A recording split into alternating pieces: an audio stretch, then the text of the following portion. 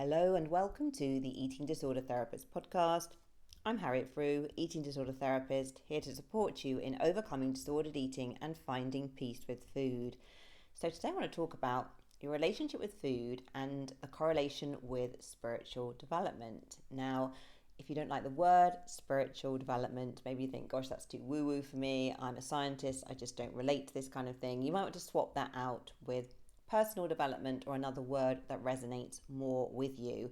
But I guess I believe that as we evolve as humans, as we develop a healthier relationship with food, as we move out of recovery, that it's so much more than recovering from issues with food, issues with body image. It's about really becoming our most authentic, aligned selves. And I'm really interested in that connection and how that overlaps with food and body image and everything else. So anyway, I'm going to dive in and share some thoughts. If you resonate or you don't, I would love to hear from you. Just really interested to get your perspective. So, can your relationship with food mirror your spiritual development as a human? So I would say a resounding yes, but your experience, of course, will differ from mine. Now, our food relationship often mirrors our relationship with life.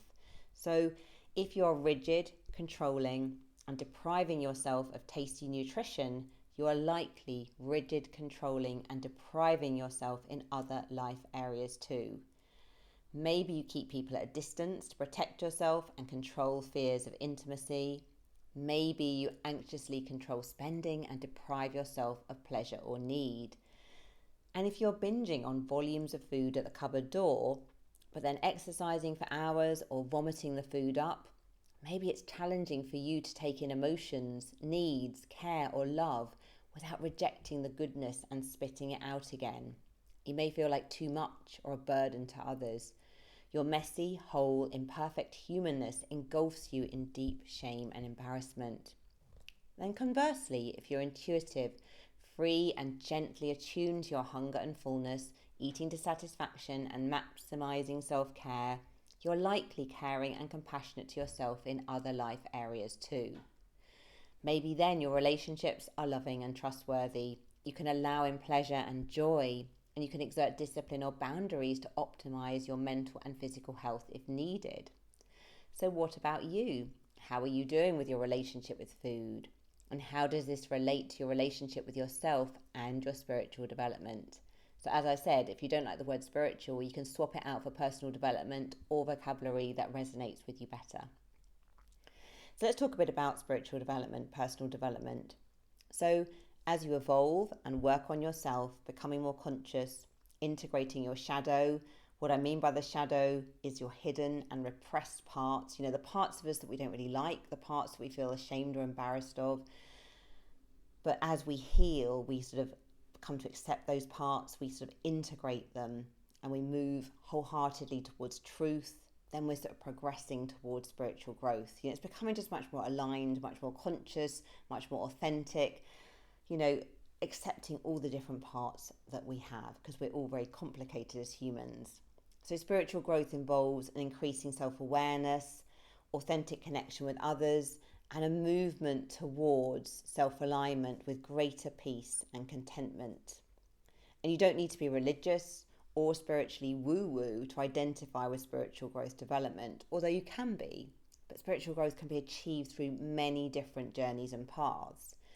And some people will traverse this road through religion, others through science, others through astrology, others through philosophy or self-help. Many models of spiritual growth exist, but I personally have often gravitated towards M. Scott Peck's version from his book, The Road Less Travelled, and its subsequent titles. Now, I read the first book, The Road Less Travelled, on my travels in Australia over 2 decades ago. Now, although today when I put the book up, it's still on my bookshelf, it seems far less remarkable and life-changing to my present self, but it was a revelation and a watershed moment when I was 23. Now, M. Scott Peck's model of spiritual growth outlines 4 stages: the chaotic antisocial, formal institutional, skeptic individual, and mystic communal. I'm going to talk through each of these so they make more sense. Now, these stages represent a progression from a less self-aware, unenlightened state towards a more interconnected and spiritually aware one. Now, as you listen, you'll probably identify with different levels of spiritual growth as you reflect on your own life journey, and it's a natural progression as a human being. You can to and fro between stages as life throws challenges and change your way. Now, I'm going to talk about a breakdown of each stage with my thoughts on how this can be applied to relationship with food and body. So number one, stage one, is the chaotic antisocial. So I would call this, in terms of like the food stage, is probably like adolescence. Coca-Cola, fast metabolisms, crunchy nut cornflakes, chaotic eating from the vending machine, no structure, going with the flow of life. That's not going to be true for everybody. Some people may never have had that stage, but I'm just saying that's how we could interpret stage one. Now, this stage is often marked by a lack of discipline, some impulsive behaviour, and a possible rebellion against societal norms and rules.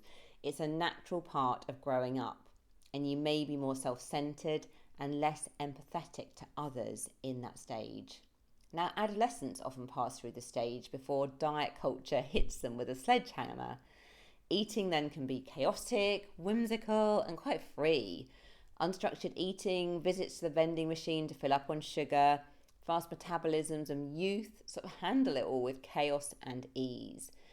You may push back against your parents' rules around food and reject your teacher's healthy eating recommendations. You know best and you're living your independent life. So 2 fingers up to everything indoctrinated onto you before. Okay, so then we move to stage two. So stage two is the formal institutional stage. And this is where we outsource our own wisdom to something that offers us structure and safety. So for the food sense, it could be things like a diet, it could be Weight Watchers, it could be a strict wellness regime. So when you're in stage two of spiritual growth, you seek safety and structure from an external source. So you haven't yet formed your internal knowing and safety, and that's okay. Stage two is a really normal part of development. So in stage two, you default to authority figures, societal norms, maybe your family, your mum, your dad, the church, or rigid spiritual boxes. You are less questioning, but take the doctrine wholeheartedly and follow it to the letter.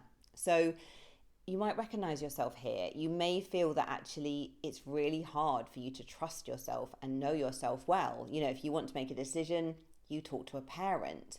If you want to make a food choice, you ask ChatGPT. I always say ChatGPT wrong. You may always outsource your inner wisdom to someone else. Now, most of us need to pass through stage two to develop our discernment and knowledge. We can only really kind of develop our own wisdom by almost absorbing things and taking them on quite wholeheartedly. So then we can later reject them and question them and have more discernment. Now, as well, I think what's really important to acknowledge is if you've had a difficult past where emotional security was quite sparse, you just didn't really have it, it really makes sense to defer to something that provides a scaffolding of safety, because if you haven't had that in your early years, you really need to find that in some shape or form. Now, I think as well, things like 12-step programs can be in stage two. I think they can also be in latter stages as well of enlightenment of stages 3 and 4, depending on the person. But when someone perhaps is going along to a 12-step program for the very first time and they are really looking for safety and structure and stability, then something like a 12-step program can really offer that safe structure, which really helps someone to kind of start to get a foot on the ladder and actually towards healing. So it's a really, really necessary stage. So applying this more to food and body image. So you outsource your hunger signals to a greater authority, whether this be a slimming club or a 30-day wellness plan or MyFitnessPal. So you're looking outside yourself. You don't trust your body and adhere rigidly to the doctrine. So you're far less likely as well to question the body image ideals thrust upon us. The external world is your reference point, and inner trust and knowing is very, very fleeting. Okay, so then you move to stage 3. So stage 3 is the skeptic individual. So in this stage, if we're applying it to food, this is when you're probably thirsty for science, information. You begin to question things. You want the knowledge. So when you move into stage 3, more generally, you begin to reject the rigidity of stage 2 and start to think deeply and for yourself. You research, you read, you educate your mind with realms of knowledge. And you begin to make informed decisions about life choices, reflecting on the external, but integrating this through your own model of life experience and independent thought and exploration. Now, if we apply this to food and body image, maybe then you're reading about intuitive eating, gut microbiome, anti-diet, and more. I think, again, there is no one approach that you should be reading if you're in stage 3. The thing here is that you are developing your own knowledge and awareness. You're starting to kind of be much more discerning. You're reading a whole range of things, and you're starting to filter it through that your own self-knowledge and your own self-knowing. You're discerning and you're questioning about everything, and you're motivated by science and hard evidence. Although it can sometimes feel overwhelming to marry all the different components, because information overload is definitely a thing. But you're not so much looking to the mummy or daddy figure in your life, and I don't necessarily mean parents, but I just mean anything that's an authority outside of yourself. You begin to question diet culture, healthy eating trends, and you begin to consider what health looks like for you personally. So you can simultaneously as well hold different ideas and approaches without caging yourself in one rigid box. Once you're in stage 3, you can just be a bit more flexible, and you may still outsource some of those inner signals to external science and knowledge, but you're definitely developing more attunement and body trust. Okay, and then you move into stage 4, which is the mystic communal. So I put here intuitive eating, freedom, ease, and openness. Now, I guess what I want to say here is that from my own personal point of view, to be in stage 4, it doesn't mean that you have to follow the intuitive eating principles. I think it's very personal, our relationship with food, isn't it? But I think when you're in stage 4, what I would see with your relationship with food is that it's kind of easy, it's free, it's humming in the background of your life, okay? It's not that you're kind of attached rigidly to any one thing. So stage 4 is characterized by an interconnection with others and a depth of understanding of the spiritual nature of life. You embrace the mystery, paradox, and complexity of being human, and you can embrace nuance and contradiction. Because in reality, the world is so uncertain and mysterious and magical, really. There's so much about life that we don't really know. And as humans, we so much want to make sense of it, and we want to put everything in boxes and have it all lined up and make sense of it because we want some certainty, because it's so understandable, isn't it? I think sometimes the level of uncertainty, if we really engage with it, it just feels so overwhelming. But stage 4 is much more just embracing the mystery in a way and finding some peace in that. So applying stage 4 to food and body image. So then you appreciate that everyone has their own individual relationship with food, and you stop trying to force ideas or label others. And you recognize that healing can look different for everyone.